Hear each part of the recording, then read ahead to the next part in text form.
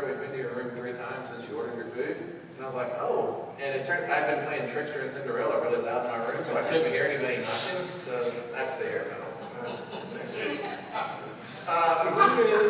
Who is your favorite horror author you went on a whale watch with once? Say it. All right, we'll skip that one. Before we throw out some audience questions, because I hope everyone's there are a bunch of questions for Steve out there. I'm going to ask the really annoying question that all horror writers get. But I don't know. The more I've asked it, I kind of think that it's actually worth answering. Especially now, where I kind of feel like where horror's having the quote-unquote moment, which I kind of laugh because this statement, horror's having a moment, implies that it's going to end. Yeah, there's condescension still applied there. Yeah. So I was just going to ask you, why horror?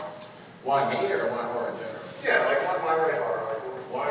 I think I'll go with Stephen King's answer, which is just some of us are hardwired that way. I think I'm just hardwired to write horror. But if I had to identify how I got hardwired, in 1978, I'm living with my grandmother, 6 years old, way out in the country. You can stand on the porch and not see anything, no matter how far you can look. And I'm sleeping there, and on the corner of her property, my uncle had a little camper. He was 17, he lived in it, and his wife, she was younger than him, was living with him. And I was 6 years old. They were like the titans on my landscape. They could do no wrong. They were big, invincible, and perfect, and amazing, because they had like long hair, wore pearl snap shirts and all this stuff. But then about 2 in the morning, a knock came on the door. And so I huddled in my blanket, and this was November, and I answered the door, and it was my aunt and uncle. And they said, "Hey, Stevie," because everybody called me Stevie back then. "Hey, Stevie, we come sleep on the floor with you?" And I said, "Sure, but why would y'all need to come sleep on the floor with me?" And they said, "We were just in town and we saw the movie Halloween. We can't sleep in our place anymore." And I distinctly remember stepping aside and holding the screen door open for them, and they held me fast in their blanket. And I remember looking out into the darkness of the pasture and thinking, what could push these amazing people onto the floor with me? And it was horror, and I've been looking into that darkness ever since. All right, we'll turn to everybody else. I'm going to put on my scary math teacher voice. I'm going to take questions. No comments or no statements. There are questions. We're here to hear Stephen answer the question. So, I'm sorry, I didn't bring out the scary math teacher, but that was really scary. So, questions. Otherwise, you get math questions. I wondered, Paul, if you could tell us your story about your first reaction to Stephen. All right, I need a problem. Is it all right if I swear? Yeah. So he doesn't swear. You ever noticed? Like, you ever been around him? He doesn't swear. Anyway, so my friend Jack Ring, who's in the crowd, said, "Oh, you got to read Human Theory. It's an amazing book." The story's kind of partly oblivious and still am, but anyway. So I get the book, and I don't know. Still, one of the first things I do is I flip back to look at the author photo.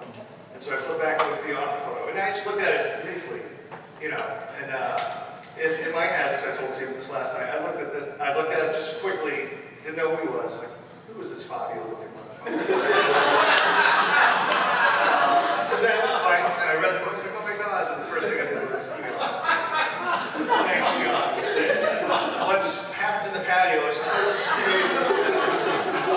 Don't mind him, everyone. It's supposed to be questions for Steve, so I have to add some rules. No questions for Stephen. When you talk about writing for revenge, you talk about your teachers. Do you teach for revenge? What? That's a good question. No, I think that would mess up the power dynamic, probably. I teach because if you don't give it all away, you don't get anything back, I think. I think you've got to give it all away every chance you can. But I guess I have probably wished revenge on students before. The students who don't come to class, I don't understand them from the class, but that's because I'm a teacher. Yeah, sure.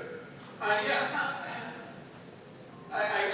see all of these movies and things like that, but have any of the horror people, writers, done anything from the classic stories like Bell Witch or anything like that? I mean, And if well, not, why not? yeah, well, no, I mean, yeah, I think we do still build on the classic models for sure. I mean, we say that, Shirley Jackson chiseled out the haunted house for us, and she did, but you can also look at Haunting of Hill House as a dialed back version of the Castle of Otranto, if you want, I think that we're all basically telling ghost stories, I feel like. We're just dressing them up in different ways. But it's not because we're out of ideas or anything. I don't know. I do think we're still telling classic stories, though. I think we probably disguise them in different ways. I think each generation or era dresses them up in a different costume from their costume chest in the closet, But I think they're very similar to what they've always been. I feel like. I mean, they're dealing with the same issues and topics.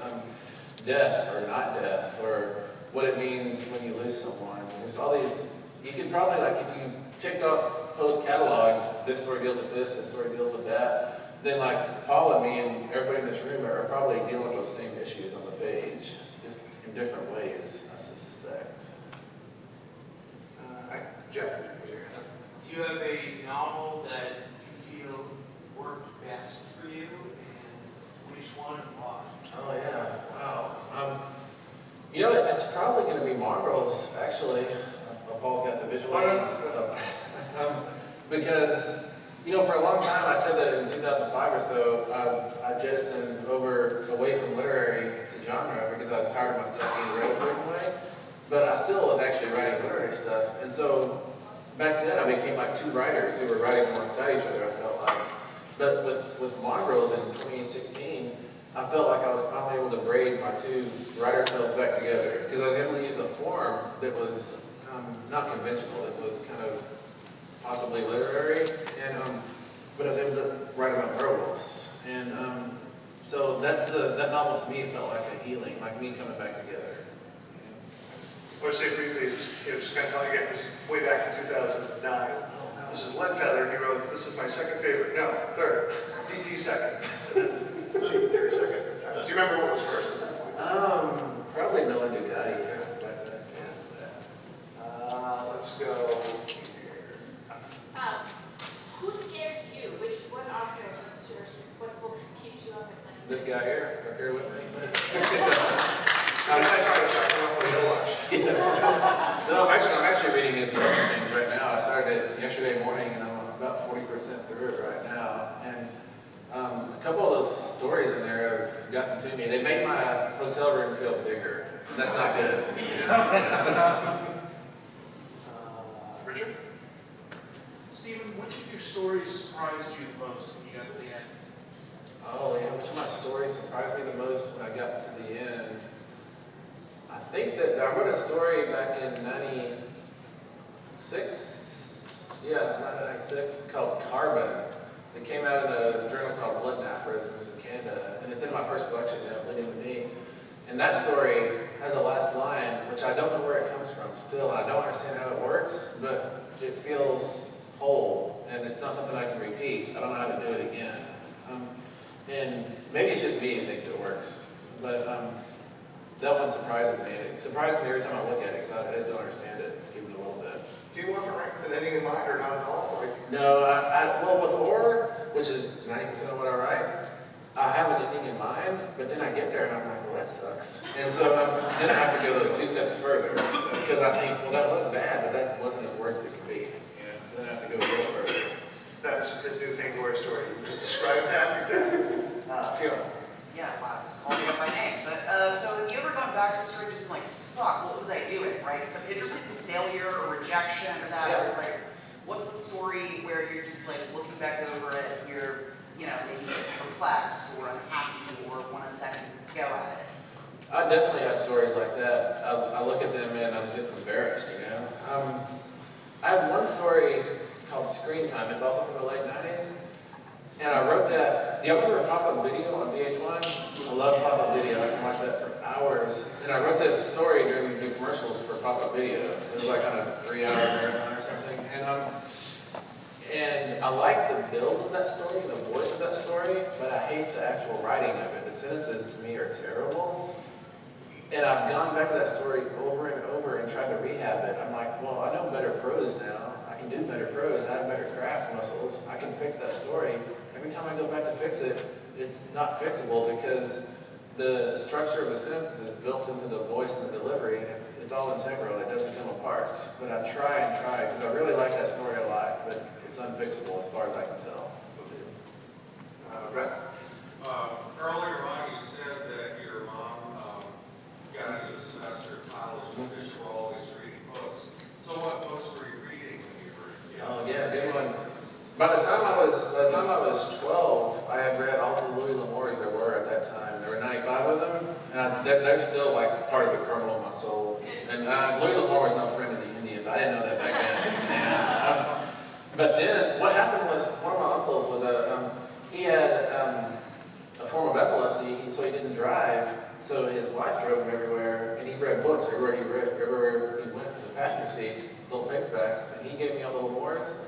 But he had the closet that was supposed to be there as like linen closet, but he had it like 6 deep with paperbacks. He told me when I was 10, maybe, he said, "I noticed you're reading books, so I'm gonna do this for you." He said, you can come to my closet anytime you want and get 3 books. As soon as you bring those 3 books back, you can get 3 books more. And so I burned through his library. It was amazing. It opened my world up, and he had Louis L'Amour, Mac Bolan, and a lot of Conan.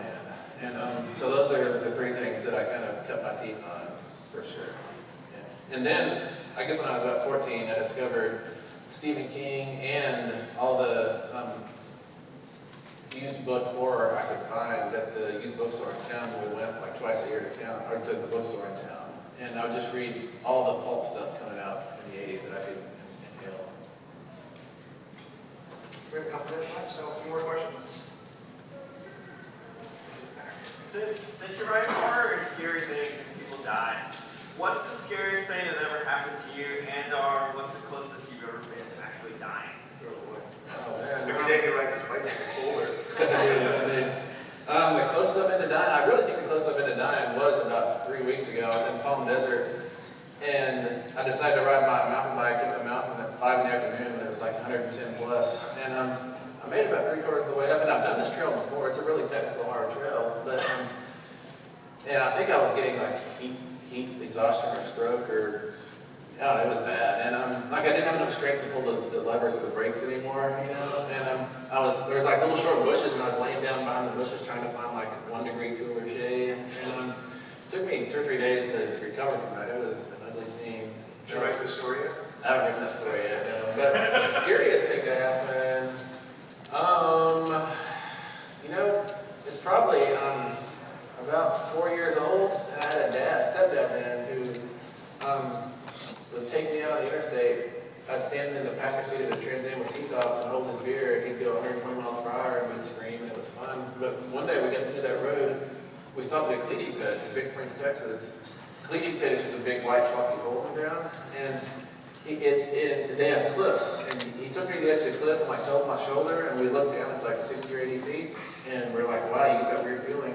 And then he said, watch this, Stevie, and he handed me the beer, and I held it, and he pivoted on 1 foot and dropped off that cliff, and disappeared. And so I remember so distinctly standing there, holding that beer and crying, because I didn't have anybody. What am I going to do? I'm 4 years old, I'm going to do this beer. And a few minutes later, he taps me on the shoulder, and it turns out that about 12 feet down that cliff face, if you jump off in the right place, you can grab onto a ledge and like walk over to the side. And he had done that, and it was a big, huge joke on me. But that's probably the most scared I've ever been. Wow. Yeah, what's the story you have there to write? It's the story he's already written, the possession story. Possession terrifies me, and I think it's because I'm Indian, because I'm really uncomfortable with the idea of being colonized, you know? And so possession stories are very personal and unsettling to me. And so number 1, how do I confront that fear? Number 2, how do I write a possession book when he's already got the possession book on the shelf, you know? So he didn't leave any room for anybody else. David, sorry. No. Quick one, sir. Stephen, what author do you really admire who doesn't get enough shine that you can plug right now for us? I'm going to say Karen Grunge. I think Paul turned me on to 3 years ago or something. She writes really unsettling stories that they get to my head and I wish they weren't there. You know? Karen? R-U-N-G-E. And what was there another part? Okay. What's your favorite obscure slasher flick, and where does Sleepaway Camp rank? Oh, I'm at Sleepaway Camp really. If I was my top 50, it's probably like number 18 or something, right around there. Because there's a lot of really good ones. My favorite obscure slasher. Ooh, I've never thought about that. I would say Lakeview Terrace with Samuel Jackson, because nobody considers it a slasher, but I think it's a slasher. It's built on a slasher dynamic. Until you just go